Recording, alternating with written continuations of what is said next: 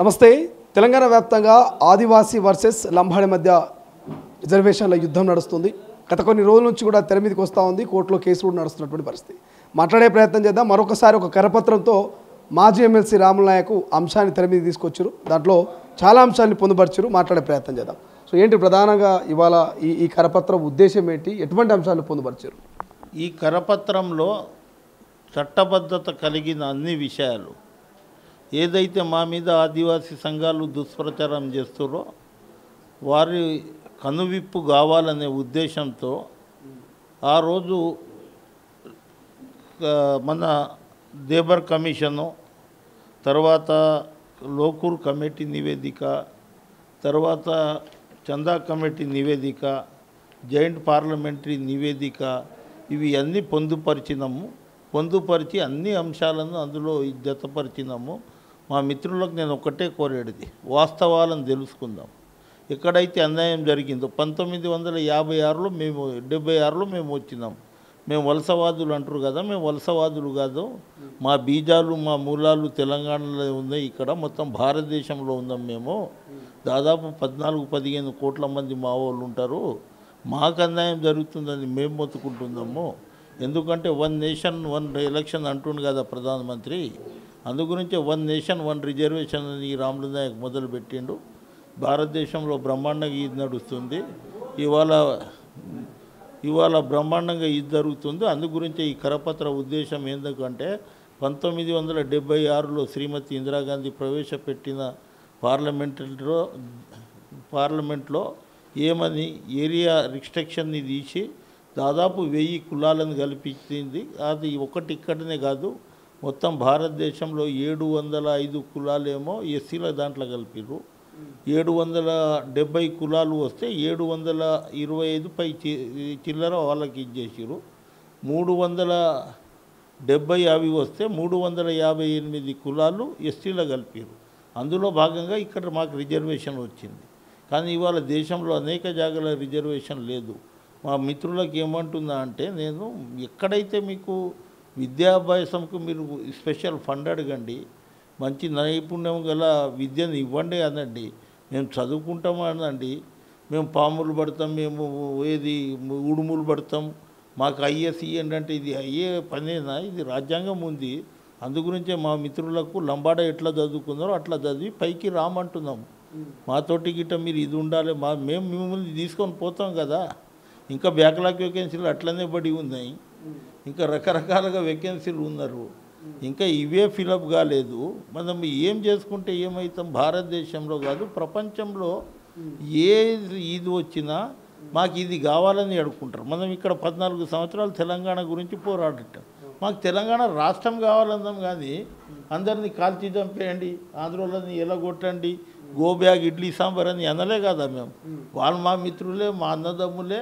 మాకు జరిగిన అన్యాయాలు మొత్తం కేంద్ర ప్రభుత్వంలో 33 పార్టీలకు ఒక ల్యాబీగా తయారైంది. నేను ఒక మాటలో అన్నా, ఫస్ట్ ఆర్గనైజ్ చేయండి, తర్వాత ల్యాబింగ్ చేయండి, తర్వాత లాని ఫాలో కామంటున్నా. లా ఏదంటే అదే చేద్దామంటున్నా.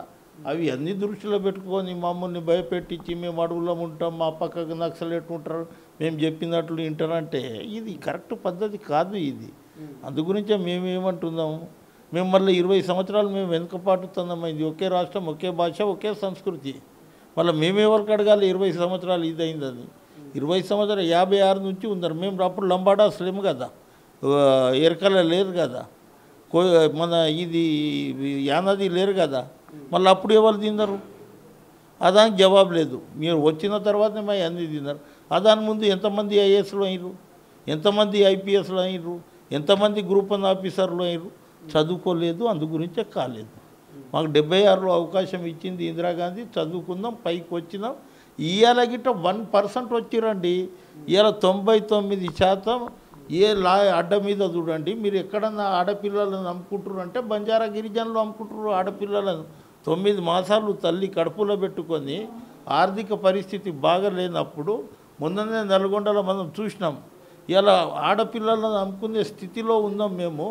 అది ఇది కాకుండా మీరు సడన్గా వచ్చి మీరు చాలా పెద్ద ఎత్తున ఇదయ్యారు, మీరు చాలా అభివృద్ధి చేసిర్రు, మా ఆస్తులు మీరు అన్ని దోచుకున్నారు, మా వేకెన్సీలు అన్నీ మీరే తీసుకుంటున్నారు, లంబాడాలని ఇది చేస్తున్నారు అంటే చదువుకుంటే తప్పకుండా మీరు గిట్ట కాంపిటీషన్లో వస్తారు. మనం ఒక పండుగ చేస్తామండి, ఒక పండుగ ఒక రోజో 2 రోజో, దీపావళి 10 రోజులు చేస్తారు. ఒక పండుగ 10 రోజులు చేస్తే ఎక్కడికించి అభివృద్ధి జరుగుతాము. అందు గురించే పొద్దుగాల దసరా ఉంటే తెల్లారి కష్టపడి లంబడోడు ఆడిపోయి నాగలి దున్నుతాడు. ఆడు ఒక బర్రె ఇస్తే దాన్ని 2 బర్రెలు చేసుకుంటాడు. ఆడు ఒక గొర్రె వేస్తే దానికి 10 గొర్రెలు చేసుకుంటారు. ఏదో చిన్న కోసుకొని తింటామంటే ఏం చెప్పాలి, మళ్ళా ఎట్లా డెవలప్ అవుతారు. ఇవాళటి గిట్ట నేను మా మిత్రులకు అంటున్నా, కూర్చుందాం, మాట్లాడుకుందాం, చర్చలు జరుపుకుందాం, ప్రజాస్వామ్య పద్ధతిలో ఇది చేసుకుందాం. ఎక్కడ అన్యాయం జరిగిందో చెప్పండి, కూర్చుందాం. ప్రభుత్వం ఉంది, యంత్రాంగం ఉంది, లా ఉంది, కోర్టులు ఉన్నాయి, ప్రజాస్వామ్య పద్ధతిలో పార్లమెంట్ ఉంది, చర్చకు పోద్దాం. ఈ చర్చలు జరపకుండా మీరు దొంగలు, మీరు క్రిమినల్ టైపులు, మీరు మహారాష్ట్రకించి వచ్చారు, లేకుంటే రాజస్థాన్కించి వచ్చారు, అట్లా మాట్లాడితే కరెక్ట్ కాదనేది ఈ ప్రెస్ సారాంశము. వాళ్ళకి ఈ కరపత్రాలు నేను వాళ్ళందరికీ పంపిస్తా. వాళ్ళు ఎవరైతే మూమెంట్ నడిపిస్తారో సోయం బాబురావు కానీ, తెల్ల వెంకట్రావు కానీ, కొంతమంది ప్రొఫెసర్లు వాళ్ళ దాంట్లో ఉన్న బాబురావు అటువంటి వాళ్ళు అందరికీ పంపిస్తా. చూడండి మరి ఒకసారి కరపత్రం. ఈ కరపత్రాలతో మార్పు వస్తా అనుకుంటారా చదివిన తర్వాత? తప్పకుండా రావాలి. మంచి అన్నప్పుడు మార్పు రావాలి. ఎవరు తప్పు చేసుకుంటున్నారు అనేది గ్రహించాలి కదా. మొండిగా వాదిస్తా, నిన్ను చంపేస్తా అంటే ఎవరు ఉంటారు? మొండంతో ఏం మాట్లాడతాం మనం? అందు గురించి మా గిట్ట ఉంది. మీకు ఇది ఉంటే మాకేముంటుంది? మాకు బాబాసాహెబ్ అంబేద్కర్ రాసిన రాజ్యాంగం ఉంది, చదువుకున్న తెలివి ఉంది, చదువుకుంటాం, పైకి వస్తాం, లాని ఫాలో అవుతాం అని చెప్పే కరపత్రం ఇది. ఎవరిని ఉద్దేశించో, లేకుంటే ఎవరిని కించపరచో, లేకుంటే ఇంకో విధాలుగా మాట్లాడే కరపత్రం కాదు. వాస్తవాలు చెప్పిన లోకూర్ కమిటీ, తర్వాత డేబార్ కమిటీ, తర్వాత చందా కమిటీ, అనేక రకరకాల కమిటీలు వచ్చి వాళ్ళు రిపోర్ట్ ఇచ్చారు. నువ్వు ఆనందరావు ఏది మన భద్రాచలం ఎంపీ, ఆమె పేరు రాధాబాయి ఆనందరావు, 33 మందిలో ఆమె ఒక ట్రైబల్ భద్రాచలం ఎంపీ. ఆమె అందరికంటే మొట్టమొదటి సంతకం ఏమని పెట్టింది? లంబడోళ్ళను ఎస్సీలలో తీసుకోవాలని పెట్టింది. ఆ రోజు కొయ్య ఎంపీ కదా. ఆ 33 మందిలో 29 మంది ఏకగ్రీయంగా తీర్మానాలు చేసిరు, వీళ్ళు ట్రైబల్లో ఉండాలి, ఇప్పటికే వీళ్ళకి బాగా లాస్ అయింది. 4 ఇది చేసిరు. ఆ 4 బట్టి ఆ 4 ఆ రోజు ఏం చెప్పిర్రు అని ప్రజలను మభ్యపెట్టే కార్యక్రమం చేస్తుర్రు. కానీ 29 మంది చెప్పింది వాళ్ళు చెప్తలేరు, 4 చెప్పిందే ముంగట తీసుకొస్తారు. అందుగురించే ఈ కరపత్రం తీసినాం. ఈ కమిటీలో ఉన్న ఏది పార్లమెంట్లో డిబేట్ జరుగుతుంది, ఎవరైతే మాట్లాడతాడో, ఇప్పుడు నేను కౌన్సిల్లో ఉన్నా, నేను ఏం మాట్లాడేది ఆడ రికార్డ్ అవుతుంది కదా. అందులో 33 మందిలో 29 మంది పార్లమెంటు సభ్యులు, 11 మంది రాజ్యసభ సభ్యులు ఉన్నారు. మొత్తం భారతదేశం 20 నెలలు పై తిరిగిరు. అందులో చందా కమిటీ చైర్మనే ఇక్కడికి వచ్చి ఎర్రగడ్డ బంజారా నగర్కు పోయిండు. ఆడ అడిగిర్రు. ఆ రోజే ఆల్ ఇండియా బంజారా సేవా సంఘ్ దాని మీద చరిత్ర ఉంది. ఆ రోజే రిప్రజెంటేషన్ 1965లో మాకు ఎస్టీలో కలపాలని ఇచ్చిర్రు. దానికి ఆల్ ఇండియా బంజారా సేవా సంఘ్ ఈ సంఘం ఏం ఆశామాషి కాదు. ఈ దాని మీద 2 ముఖ్యమంత్రులు అయ్యారు, గవర్నర్లు అయ్యారు, రాజ్యసభ సభ్యులు అయ్యారు, పిసిసి ప్రెసిడెంట్లు అయినరు కర్ణాటకలో. ఇది ఒక సంస్థ ఇది కానీ నేను తెల్ల వెంకట్రావుని నేను రెచ్చగొట్టి ఇప్పుడు ఓట్లు తీసుకోవాలి, నేను సోయం బాబురావుని, తెలివిలేని తెల్ల వెంకట్రావు, సోయిలేని సోయం బాబురావు, వీళ్ళు వాళ్ళని అమాయకత్వాన్ని ఆసరా చేసుకొని మీరు రెచ్చగొడితే ఏమవుతుంది? మీరు ఎమ్మెల్యేలు అవుతుండొచ్చు, పార్లమెంట్ మెంబర్ అవుతుండొచ్చు. నువ్వు పార్లమెంట్లో ఉన్నప్పుడు ఎన్నిసార్లు మాట్లాడినావు సోయం బాబురావు వీళ్ళ విషయం? ఎంతమందికి మాట్లాడినావు? గెలిచిన తర్వాత నువ్వు పార్లమెంట్లో మాట్లాడవు. తెల్ల వెంకట్రావు ఏం కాంగ్రెస్ పార్టీ అంటారు మీరు? పోయిన ఎన్నికల్లో ఏ పార్టీ మీద గెలిచిండు? ఇప్పుడు మళ్ళీ బై ఎలక్షన్ కనుక వస్తే నాకు ఆదివాసీ ఓట్లు అక్కడ ఎక్కువ ఉన్నాయి, ఇది వన్ సైడ్ పడడానికి చేస్తున్న కుట్ర తప్ప వాళ్ళ మీద ప్రేమతోటో గానో లేకుంటే ఇంకోటి కాదు అనేది ఈ కరపత్రం సారాంశం. రాష్ట్ర రాజకీయాల విషయానికి వస్తే జూబ్లీహిల్స్ ఉప ఎన్నికలు చాలా రసవతరంగా మారుతూ ఉన్నాయి. ఈ మధ్య కాలంలో చూసినాం. సో నవీన్ యాదవ్ ఎప్పుడైతే మీ ఇంటికి వచ్చిండో ఆయనను ఆలింగనం చేసుకున్నప్పుడు మీ కంట్లో నుంచి కన్నీళ్లు రాలిపడ్డాయి.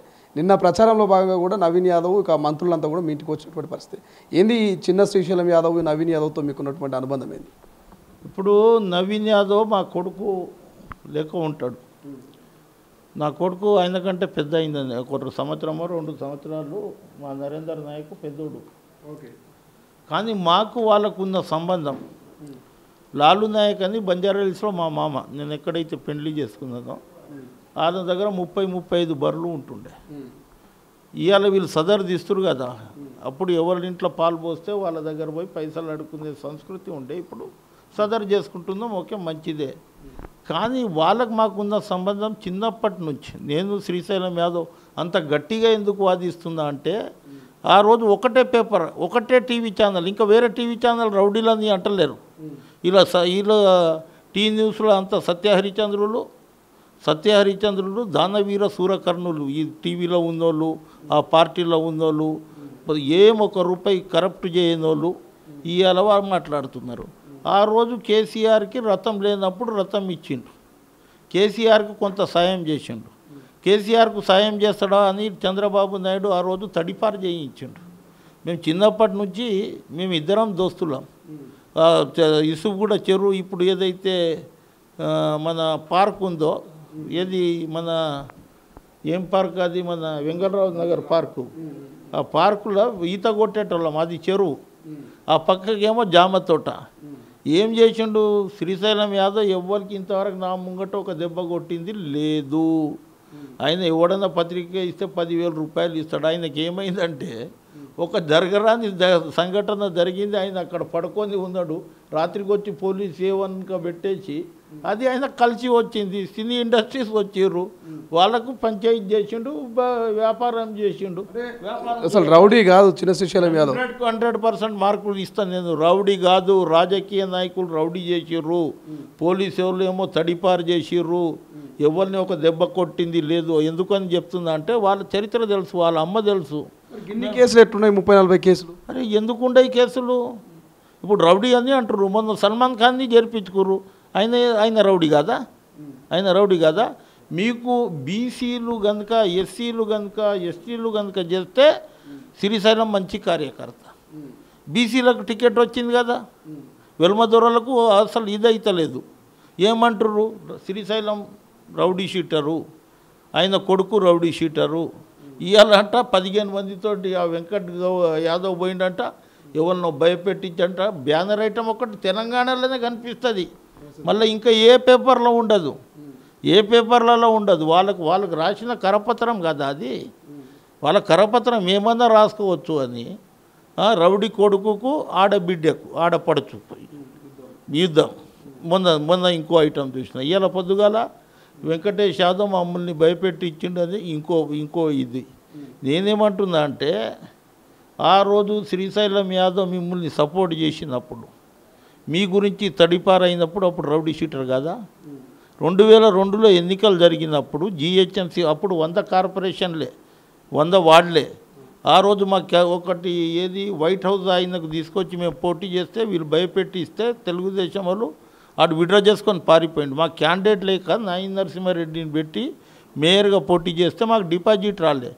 ఆ రోజు 3 టికెట్లు ఇచ్చిండు శ్రీశైలం చెప్పిన వాళ్ళకు. శ్రీశైలంకి ఇచ్చిండు, వాళ్ళ భార్యకి ఇచ్చిండు, ఈ బుడబండ యాదయ్యకి ఇచ్చిండు, ఎర్రగడ్డ ఇంకొనికి ఇచ్చిండు. అప్పుడు రౌడీ షీటర్ కనిపించలే. మీకు సాయం చేసినప్పుడు రౌడీ షీటర్ కనిపించలే.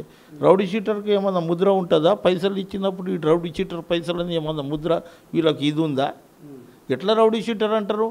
అంటే ఒక బీసీ బిడ్డ అసెంబ్లీలో పోవద్దు, మేము ఇవాళ డిసైడ్ అయి ఉందాం, ఒక బీసీ బిడ్డను అసెంబ్లీలో పంపిస్తాం. మీరు రౌడీ షీటర్ అన్నా మీది ఏదన్నా, బీసీల జనాభా ఎంత ఉందో వారి ప్రతిపాదికపై అంత రిజర్వేషన్ ఉండకపోయినా ఇవాళ కాంగ్రెస్ పార్టీ జనరల్ సీటే, అది నో బీసీ రిజర్వేషన్ కదా. ఆ సీటు మీద ఇచ్చినందుకు అది ఎట్లా కాపాడుకోవాలంటే వీళ్ళ పునాదులు గదులుతుంది ఆడ. అందు గురించి రౌడీ షీటర్. కేసీఆర్ వస్తున్నాడు, భారీ బహిరంగ సభను రోడ్ షోను పెడతాడు, ఖచ్చితంగా అక్కడ జూబ్లీహిల్స్ ప్రజల మనసు మారుతుంది, బీఆర్ఎస్కే ఓటేస్తారు అనేది బీఆర్ఎస్ సోషల్ మీడియాలో కేటీఆర్ అంటున్నా వచ్చాడు. నిజంగా కేసీఆర్ వచ్చి ప్రచారం చేస్తే ప్రజలు మారుతారా? ఓట్లు పడతాయా బీఆర్ఎస్కి? లేదు, మొన్న ఎలక్షన్లో కేసీఆర్ అన్ని జాగాలో తిరిగిండు కదా, మారింది కదా మనసు. వద్దురా బాబు దొరల పాలనని గుద్దిరు కదా. ఇలా కేసీఆర్ వస్తాడు, మా నాయన వస్తాడు మా రాజు. ఈరోజు కార్తీక పౌర్ణమి రోజు విజయ నిర్మల పాట చదువుడు అల్లూరి సీతారామరాజుల అట్లా ఈయన వాడుతుండు. మా నాయన వస్తుండు, తాస్మ జాగ్రత్త, నేనే మీకు సరిపోతా, సరిపోతలేవు నువ్వు. పాపం హరీశ్రావు తండ్రి పోయింటి ఇవాళ పోయి వస్తా ఆయన దగ్గరికి గిట్ట ఇక 11 రోజులు ఆయన బయటికి వెళ్ళాడు. ఇది ఓడిపోతా అని 2 చేతులు డిసైడ్ అయి ఉన్నాడు. అది అందు గురించే మా నాయన వస్తాడు మొత్తం రోడ్ షో చేస్తాడు. మొన్న చేయలే 2023 ఎలక్షన్ల 22-23 ఎలక్షన్ల రోడ్ షో చేసిండు. నేను సత్య హరిచంద్రుని, నాకు ఇంకోసారి అవకాశం ఇవ్వండి, బంగారు తెలంగాణ కాదు వజ్రం చేసే తెలంగాణ చేస్తా, కోహినూరు వజ్రం ఈడినే తీసుకువస్తా అంటే బాబాసాహెబ్ అంబేద్కర్ ఇచ్చిన ఇంత పెద్ద కట్టెతోటి కాల్చి కర్ర ఇది చేస్తే ఇది 6 గ్యారెంటీలు 48,000 జాబ్ కార్డు, ఏది బకాయి కార్డులు అంట. వీళ్ళెన్ని బాకీ కార్డు, వీళ్ళ ఎన్ని కార్డులు ఉన్నాయి? దళితుడు ముఖ్యమంత్రి మెడగోసుకుంటా, మీ ఆయన మెడగోసుకోవద్దు, ఆయన బతికి ఉండాలి. మీ టెన్షన్ తోటి ఆయనకు ఆరోగ్యం బాగా ఇది చేస్తున్నారు. మీ నాయన అయితే మెడగోసుకోలే, కానీ నువ్వన్నా కనీసం నీకు సింపతి రావాలంటే, జూబ్లీస్ మీరు గెలవాలంటే కొంచెం తొడందా కోసుకో, ఇది ఉంటుంది. కానీ ఇవాళ బిల్లులు లేక కేటీఆర్ తొడగోసుకుంటే సింపతి వస్తుందా అని వస్తుంది కదా. రే పాపం కోసుకుంటారా, చచ్చిపోతా అంటేనే. మనము తెలంగాణ ప్రజలు ఎటువంటి వాళ్ళు అంటే కొంత సానుభూతి పరులు, ఇమాందారులు. పాడి కౌశిక్ నేను చచ్చిపోతాను ఆ బిడ్డ ఒకటి అంటారని అమ్మ చావగలడరా ఈడని ఓటేసారు. అటు ఇప్పుడు రావణాసురుని లెక్క తయారైండు. ఈసారి బొంద పెడతారానికి. ఎందుకంటుందా అంటే ఇప్పుడు అంత మేము మిత్రులం కలిసి పని చేసినాం. ఏముండే అండి వీళ్ళ దగ్గర, వీళ్ళ చెల్లెనే కంట్రోల్ చేయని వాళ్ళు ఇక్కడ జూబ్లీస్ వచ్చి అంటే కంట్రోల్. మా నాయన వస్తాడు, బోడబండ తిరుగుతాడు, ఎర్రగడ్డలంతా పిచ్చోళ్ళు ఉన్నారు నా లెక్క. వాళ్ళు రాయితో వాళ్ళు ఇటుకతోటి కొడితే రాయితోటి కొడతారు. ఇవాళ శ్రీశైలం యాదవ్ రౌడీ అంటారు కదా, రౌడీ చేయలేదు, రౌడీ నేర్పిస్తారు. 10 సంవత్సరాలు మీరు దోచుకురు కదా, రౌడీ కంటే ఎక్కువ ఇది చేసిరు కదా. కాళేశ్వరంలో దోచుకున్నారు కదా, కార్ రేస్ పెట్టి ఏం చేసిర్రు తెలియదా? ఎక్కడ ప్లాట్లు ఎక్కడ జాగా కబ్జా ఉంటే ఆ జాగాలలో ఇది చేసిర్రు. ట్రిబ్యునల్ జీవోని ఉల్లంఘించి నాయన నాకు 1500 కోట్లే ఇచ్చినావు, 15 లక్షల కోట్లే ఇచ్చినావు, ఇంకా నాకు తక్కువ పడ్డది. 12,000 కిరాయి కట్టనోళ్ళు, ఏది 5,000 ఇస్తే 1000 రూపాయలు దాపెట్టుకునే సంతోష్ రావు, చెప్పులు లేని హరీష్ రావు. ఈయన మా నాయనకు మీరు రాజకీయ జీవితం పాడు చేస్తారు, తెలంగాణ వచ్చేడదా సచ్చేడదా అని ఈ షాడో ముఖ్యమంత్రి గారు. ఈ షాడో ముఖ్యమంత్రి ఆ రోజుల్లో తిరిగిండు కదా, ఎంజాయ్ చేసిండు కదా. ఇప్పుడు ఎవరు పోతలేరు. నువ్వు ఏడ మీటింగ్ పెట్టి ఉరుకొస్తుండే అప్పుడు అయితే 10 సంవత్సరాలు ఎవరిని గెలవాడు. ఈయన పిఏ ఆయన పేరు ఏమో తిరుపతిరావు. ఇటుకలు లెక్క పెట్టరా, అరే ఉసుక బండి వచ్చింది లెక్క పెట్టరా తిరుపతిరావు. ఆడ అది హోటల్కించి సవేరియో ఏదో హోటల్ ఉంది, ఆడికించి సమోసాలు తీసుకురారంటే తీసుకువచ్చేటోడు. ఆడెట్లా తయారైందంటే మంత్రుల ఫోన్లే లేపలేడు 10 సంవత్సరాలలో. ఇటువంటి వాళ్ళు అది అహంకారం వచ్చింది. ఈసారి ఆ పెద్ద అయిన ఉన్నన్ని రోజులే వీళ్ళకు. తర్వాత వాళ్ళే చెప్పిర్రు ఏమని, మేము తెలంగాణ కనుక ద్రోహం చేస్తే రాళ్లతోటి కొట్టండి వస్తుంది. ఆ రోజు గడాఫీని కొట్టి అందులో మోరీలకించి గుంటుకొచ్చి కొట్టిరు చూడు. వీళ్ళు పారిపోతారు. జూబ్లీహిల్స్ ఎలక్షన్ ఓడిపోయి నెక్స్ట్ ఎలక్షన్ ఏదో మేమే వచ్చేస్తున్నామంటారు. ఎక్కడన్నా మీరు చూడండి, ఏ ప్రభుత్వం చేసినా 10 సంవత్సరాలు చేస్తుంది. యూపీఏ ప్రభుత్వం 10 సంవత్సరాలు, వైఎస్ రాజశేఖర్ రెడ్డి 10 సంవత్సరాలు, తర్వాత చంద్రబాబు నాయుడు 10 సంవత్సరాలు, కాంగ్రెస్ పార్టీ 10 సంవత్సరాలు, బీఆర్ఎస్ పార్టీ 10 సంవత్సరాలు. 3 సంవత్సరాలు కాదు, లేదు 2 సంవత్సరాల పై దాటింది. ఇప్పుడు వచ్చేస్తుంది జూబ్లీహిల్స్ ఎన్నికలు గెలిపియండి, ఎప్పుడన్నా గవర్నమెంట్ చేంజ్ అవుతుందంటారా? ఒక సీట్ తోటి చేంజ్ అవుతుందా? ఒక సీట్ మేము ఓడిపోతే మా గవర్నమెంట్ పడిపోతుంది అనుకుంటున్నావా? మేమేమంటున్నామంటే అభివృద్ధి జూబ్లీహిల్స్ చెప్పడానికే ఉంది. అన్ని స్లమ్ ఏరియాలు ఉన్నాయి. నిన్న మీరు వచ్చారు కదా, ఒక 1000 మందితోటి నేను ఊరేగించిన. మళ్ళీ 2వ తేదీ మళ్ళీ అదే రిపీట్ చేస్తా. తప్పకుండా ఇవాళ నేను మా పిసిసి ప్రెసిడెంట్ తోటి మాట్లాడిన, మా విజయశాంతిని గిట్ట రంగంలో తీస్తాం. మా ముఖ్యమంత్రి రేపటి నుంచి రోడ్ షో ఉన్నారు. మా మేధావులను అందరినీ ఇది చేస్తాం, ఉద్యమకారులను చేస్తాం. యూనివర్సిటీ కదులుతుంది, కదం దొక్కుతుంది. మేము గిట్ట వస్తామన్నా మాకు ఇంత బువ్వ పెట్టండి అంటుంది. మేమే ఆపుతున్నాం, మేమే సరిపోతాం. వీళ్ళకి మీరు వస్తే మళ్ళీ ఎక్కడనో పరేషాన్ అయ్యి మెంటల్ హాస్పిటల్లో పడగలడనే ఉద్దేశంతో ఆపుతున్నాం. బీపీపీ పెరిగి నరాలు తెగిపోయేటట్లు ఉంది. ఇక ఒక దిక్కు డబ్బులు పోతుందో, ఇక్కడ జనాలు వస్తలేరు. ఏం చేయాలి? ఈయన చెప్పినట్టే 6% ఎక్కువ ఉందంట. నేను అంటున్నా మేము 18% మేము ఎక్కువ ఉందాం మీకంటే. నీ సర్వే రిపోర్ట్ కంటే నా సర్వే రిపోర్ట్ ఉండదా? ఇంకే ఉంది సర్వే, ఇంకే ఉంది ఏజెన్సీ, మాకు లేదా? ఆయన 6% ఇప్పుడు అంట ఆయన ప్లేస్లో ఉన్నాడట కాంగ్రెస్ కంటే. నేనేమంటుందంటే 18% మేము ప్లేస్లో ఉందాం ఇప్పుడు. ఆ రోజు 274 బూతులలో మీరు ఉన్నారు, 74 బూతులలో మేము ఉన్నాం. ఇప్పుడు 407 బూతులలో అన్ని జాగాలో మేమే లీడ్ ఉంటాం. ఎందుకంటే ఎంఐఎం ఇవాళ మన ముఖ్యమంత్రికి ఇవాళ ఒక క్యాబినెట్ హోదా మంత్రికి ఇచ్చిండు. మైనారిటీ సోదరులు వన్ సైడ్ అవుతారు డిసైడ్ అయ్యారు. వాళ్ళ 1,00,000 పైన ఓట్లు అక్కడ ఉంది. మాకు దాదాపు 80,000 ఓట్లు పోల్ అయితే అందులో 75,000 ఓట్లు మాకే వస్తాయి. తర్వాత మా కాంగ్రెస్ పార్టీ క్యాడర్ ఉంది. 100%, 100కి 100% మీరు ఇంత సారా కూర డబ్బుల సంచు ఈ 5,000కు ఒక ఓటు ఇచ్చినా, నేను మొన్న లెక్క చెప్పిన, సంవత్సరానికి ఎన్ని రోజులు రా? 365 రోజులు. 5 సంవత్సరాలకి ఎంత? ఇది 3 సంవత్సరాలకి ఎన్నికలు. 3 సంవత్సరాలకు 3,000 ఇచ్చిండనుకో ఒక ఓటుకు. రోజు ₹3.25 ఇచ్చినట్లు ఉంటుంది. బాబాసాహెబ్ అంబేద్కర్ ఇచ్చింది బీసీలకు గెలిపిస్తారా, ₹3 అమ్ముడు పోతారా 3 రూపాయలకు అని చెప్పిన. అందరూ ఆలోచనలో ఉన్నారు. 100కు 100% కాంగ్రెస్ పార్టీ అభ్యర్థి గెలుస్తాడు. నవీన్ యాదవ్ భారీ మెజారిటీ తోటి గెలుస్తాడు. అందులో ఎటువంటి డౌట్ లేదు. మా నాయన వస్తాడు, ఇంతకుముందు చెప్పిన చూడు వస్తాడు మా రాజు. ఈరోజు ఏ రాజు వచ్చినా ఏ దూర వచ్చినా అయిపోయింది మీ సంగతి. ఏది ఫస్ట్ విలన్లది నడుస్తుంది. 12వ రీలు విలన్లది నడుస్తుంది. 13వ హీరోలది నడుస్తుంది. 13వ రీల్ నవీన్ యాదవ్ నడుస్తాడు. రేపు జూబ్లీ హిల్స్ జెండా పైన పెద్దమ్మ గుడి దగ్గర అక్కడికించి ఊరేగింపు చేస్తా, అసెంబ్లీకి పంపిస్తాను. నా ప్రాణం ఉందని రోజు. Right. Thank you so much. ఇది తన స్నేహితుడు కొడుకు నవీన్ యాదవ్ని ఖచ్చితంగా గెలిపించుకుంటా రంగంలోకి విజయశాంతి, ముఖ్యమంత్రి రేవంత్ రెడ్డితో పాటు ఉస్మానియా యూనివర్సిటీ విద్యార్థి నాయకులు, ఉద్యమకారులు కూడా రంగంలోకి దిగబోతున్నారు. ఖచ్చితంగా భారీ మెజార్టీతో నవీన్ యాదవ్ని గెలిపిస్తా, అసెంబ్లీకి పంపిస్తా అంటూ రాముల్ నాయక్ చెప్తున్నటువంటి పరిస్థితి. చూద్దాం ప్రజలు ఏం తీర్పిస్తారు, ఎవరికి పట్టం కడతారనేది. కెమెరా పర్సన్ అజయ్తో శ్రీశైలం, తొలి వెలుగు, హైదరాబాద్. అసలైన తొలి వెలుగు. ఫాలో వాట్సాప్ @తొలి వెలుగు official.